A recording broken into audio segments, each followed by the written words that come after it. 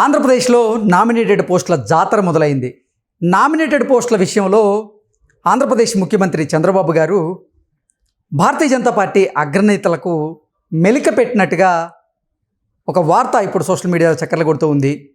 చంద్రబాబు గారు నామినేటెడ్ పోస్టులని అంటే 60% తెలుగుదేశం వారికి, అలాగే 30% జనసేనకి, 10% భారతీయ జనతా పార్టీకి కేటాయిద్దాం అంటూ ఆ అంశాన్ని కూటమి ముందుంచినటువంటి నేపథ్యంలో భారతీయ జనతా పార్టీ అగ్రనేతలు మాత్రం భారతీయ జనతా పార్టీకి 25% ఈ నామినేటెడ్ పోస్టులను కేటాయించండి అంటూ వారు డిమాండ్ చేస్తున్నారని, దానికోసం చంద్రబాబు గారు భారతీయ జనతా పార్టీ అగ్రనేతలకు మెలకబెట్టినట్లుగా, అంటే రాష్ట్రంలో 230 నామినేటెడ్ పోస్టులకు గాను 25% భారతీయ జనతా పార్టీకి ఇస్తే, మరి కేంద్రంలో 1500కు పైగా నామినేటెడ్ పోస్టులు ఉన్నాయి, దాంట్లో ఎక్కువ శాతం టీడీపీకి చెందిన వారికి మీరు ఆ నామినేటెడ్ పోస్టులు ఇవ్వగలరా అంటూ మెలిక పెట్టినట్టుగా ఒక వార్త సోషల్ మీడియాలో చక్కర్లు కొడుతూ ఉంది. ఈ అంశం మీద మనం విశ్లేషణ చేసుకునేటువంటి ప్రయత్నం చేద్దాం. ప్రస్తుతం మనతో పాటు ఉన్నారు తెలుగుదేశం పార్టీ అధికార ప్రతినిధి, తెలుగుదేశం పార్టీ సీనియర్ నాయకురాలు సూర్యదేవర లత గారు మనతో ఉన్నారు. ఆవిడతో మాట్లాడదాం. లత గారు నమస్తే అండి. నమస్తే. లత గారు, ఏంటి ఆంధ్రప్రదేశ్లో ఏమో నామినేటెడ్ పోస్టుల జాతర మొదలైపోయింది.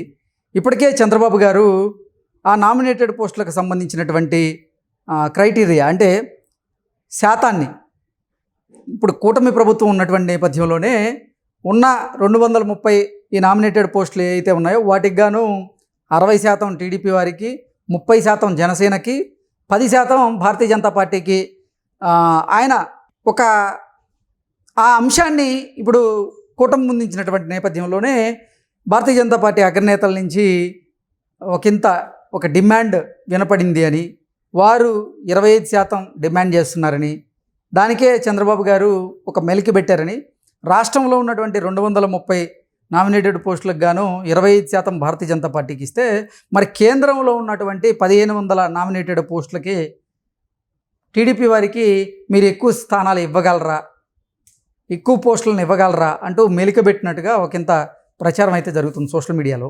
దీని మీద మీ విశ్లేషణ ఏంటి? ఇప్పుడు బీజేపీ వాళ్ళు ఇక్కడ ఆంధ్రప్రదేశ్లో బలపడాలనుకుంటున్నారు. సో అనుకోవటంలో ఏ పార్టీ, రాజకీయ పార్టీ అయినా బలపడాలనే ఉద్దేశం అయితే ఉంటుంది. సో కానీ వాళ్ళకు వచ్చిన శాతం ఎంత, వాళ్ళకున్న ఓట్ బ్యాంక్ ఎంత, ఇవన్నీ కూడా ఒక పరిగణలోకి తీసుకోవాల్సిన అంశంగానే ఉంటుంది. సరే, ఇవన్నీ అంటే ఇక్కడ నారా చంద్రబాబు నాయుడు గారు ఏదైతే ఈక్వేషన్స్ ఉన్నాయో అదన్నీ న్యాయబద్ధంగానే ఉన్నాయి. అది ఎక్కడ ఎవరిని తక్కువ చేసింది లేదు, అందరికీ కూడా వర్తించాల్సిన అవసరం ఉంది. అంటే ఇప్పుడు కూటమిలో ఉన్నటువంటి 3 పార్టీల్లో కూడా తెలుగుదేశం పార్టీ వాళ్ళకి 60% వాళ్ళు హ్యాపీగానే ఉన్నారు, జనసేనకి 30% కేటాయిస్తే వారు కూడా హ్యాపీగానే ఉన్నారు.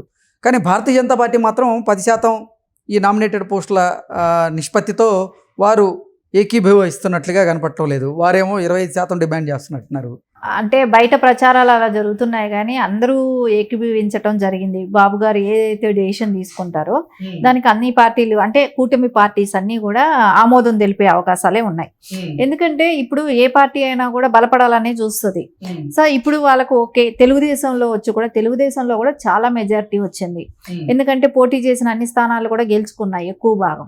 సో అన్నప్పుడు కేడర్ కూడా, అంటే గత 5 ఏళ్ళు పడ్డ కష్టాలన్నీ కూడా వాళ్ళకి ఏదో ఒక చిన్న చితిగా పోస్ట్ వస్తే వాళ్ళకి కొంచెం హ్యాపీ ఫీల్ అవుతారు. కేసులు పెట్టించుకున్నారు, వాళ్ళ మీద కక్ష సాధింపు చర్యలు, ఆస్తులే కానివ్వండి పోగొట్టుకున్నారు, ప్రాణహాని జరిగింది. ఇవన్నీ జరిగినప్పుడు తెలుగుదేశం క్యాడర్ ఎక్కువ నష్టపోయింది అక్కడ.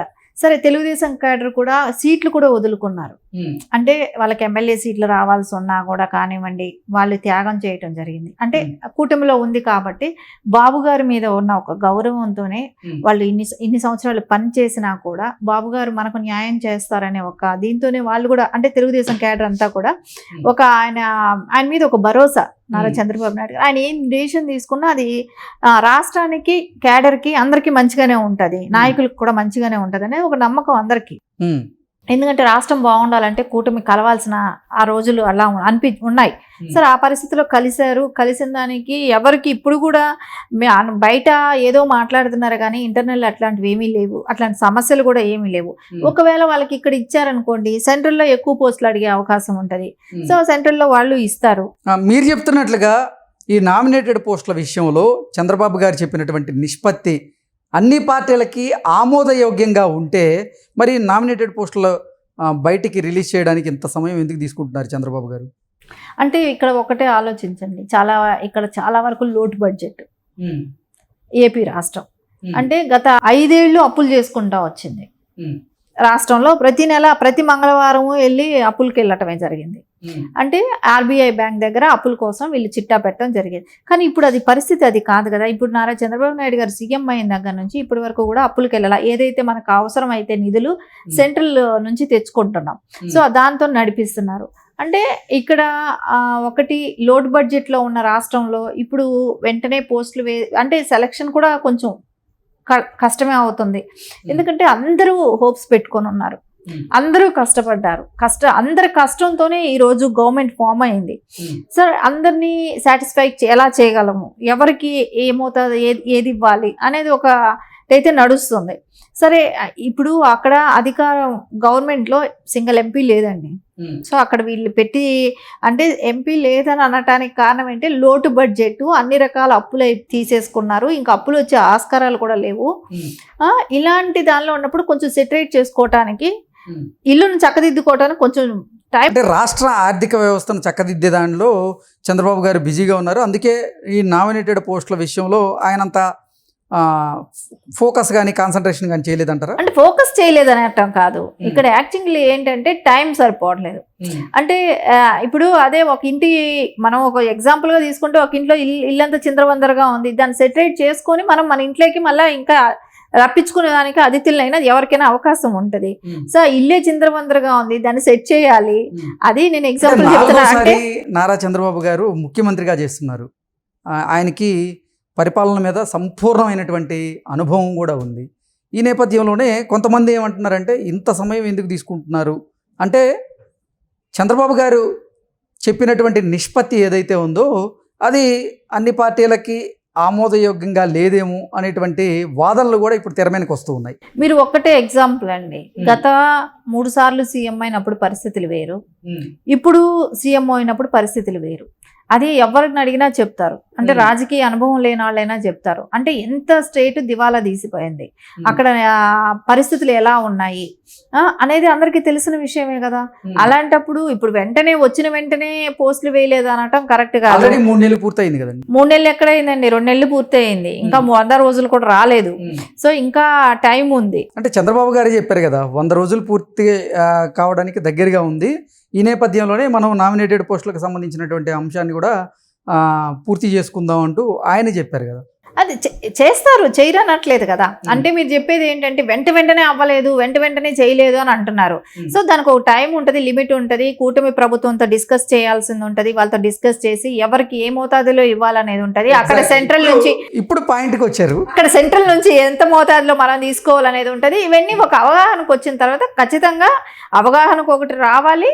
కొంచెం మన స్టేట్ గవర్నమెంట్లో కూడా మనం అంటే క్యాడర్ని అందరినీ కూడా పరిగణలోకి తీసుకోవాలి. అంటే తెలుగుదేశం క్యాడరే కావచ్చు, వీళ్ళని కూడా ఎవరెవరికి ఏ పోస్టులు ఇవ్వాలి ఏంటి అనేది కూడా ఒక ఆల్రెడీ అది జరుగుతూనే ఉంది. మరి అంటే చంద్రబాబు గారు ఇచ్చినటువంటి 10% నామినేటెడ్ పోస్టులతో భారతీయ జనతా పార్టీ వారు అంటే హ్యాపీగానే ఉన్నారా? వారు ఆమోదించారా ఆయన నిష్పత్తిని? ఆమోదించినట్టే కదా. అంటే వాళ్ళ ఓట్ బ్యాంక్ ఎంత, వాళ్ళ నిష్పత్తి ఎంత ఓటు అనేది ఉంటుంది కదా. సో అది వాళ్ళకు కూడా తెలుసు కాబట్టి ఇక్కడ ఎవరికి ఏం డిఫరెన్సెస్ ఉండవు. అంటే బయట ఎవరో ఏదో మాట్లాడుకున్నారని చెప్పి దాని గురించి మనం డిస్కస్ చేసుకోవటం కన్నా మనం ఓపెన్గా ఆలోచిస్తే ఎవరికి ఎంత ఓట్ బ్యాంక్ ఉంది, ఎవరెవరికి ఎంతెంత నిష్పత్తిలో వాళ్ళకి రేపు పోస్టులు వెళ్ళే అవకాశం ఉంటుంది, ఇవన్నీ చూసి అంటే భారతీయ జనతా పార్టీ అగ్రనేతలు చంద్రబాబు గారిని ఈ నామినేటెడ్ పోస్టుల విషయంలో మాకు 25% నామినేటెడ్ పోస్టులు ఇవ్వండి అంటూ డిమాండ్ చేసింది వాస్తవం కాదంటారా? ఒకవేళ అడుగుంటే అంటే అడ్జస్ట్మెంట్లు అనేది ఉండొచ్చు. సో ఇక్కడ మాకు కొంచెం ఇస్తే మేము సెంటర్లో మీకు ఎక్కువ అవకాశాలు ఇస్తాం, అట్లాంటి అడ్జస్ట్మెంట్లు ఉన్నప్పుడు బాబు గారికి అది ఆమోదయోగంగా అనిపించినప్పుడు దానిలోకి వెళ్తారు కదా. సో ఖచ్చితంగా అలాంటి డెసిషన్ అయినా రావచ్చు. అంటే ఇది యాక్చువల్లీ ఏంటంటే రాష్ట్రానికి సంబంధించింది, అదేలాగా పార్టీ అంటే తెలుగుదేశం కేడర్కి కూడా సంబంధించింది. సో కాబట్టి ఆయన 2 రకాల ఆలోచించి నిర్ణయం తీసుకు. ఒకవేళ నిజంగా భారతీయ జనతా పార్టీ వారు కనుక ఆంధ్రప్రదేశ్లో ఉన్నటువంటి నామినేటెడ్ పోస్టుల్లో 25% నామినేటెడ్ పోస్టులు వాళ్ళకి కేటాయించమని కనుక డిమాండ్ చేస్తే, కేంద్రంలో ఉన్నటువంటి 1500 నామినేటెడ్ పోస్టుల్లో ఎక్కువ నామినేటెడ్ పోస్టులని తెలుగుదేశం పార్టీకి కేటాయించమని చంద్రబాబు గారు మెలిక పెట్టేటువంటి అవకాశం ఉంటుందా అంటే ఏం చెప్తారు? మెలికి పెట్టాల్సినంత అవసరం కూడా ఉండదు. ఎందుకంటే అక్కడ భాగస్వామ్యంగా ఉంది. ఎంపీలు మెజారిటీ మన తెలుగుదేశం అనేది అక్కడ సపోర్ట్ చేస్తుంది బీజేపీకి. ఆబ్వియస్లీ వాళ్ళు ఇవ్వాల్సిన ఇది కూడా ఉంటది. ఇక్కడ మెలికి పెట్టాల్సినంత అవసరం, ఇక్కడ ఇది ఇస్తాం అక్కడ మీరు ఖచ్చితంగా ఇవ్వాలని మెలికి పెట్టాల్సిన అవసరం కూడా ఏముండదు. వాళ్ళకి తెలుసు తెలుగుదేశం ఎంపీలు ఎంతమంది ఉన్నారు ఏంటి అనేది. సో ఖచ్చితంగా వాళ్ళ నిష్పత్తి ప్రకారం వాళ్ళు ఇస్తారు కూడా. ఓకే అండి, thank you so much. Thank you.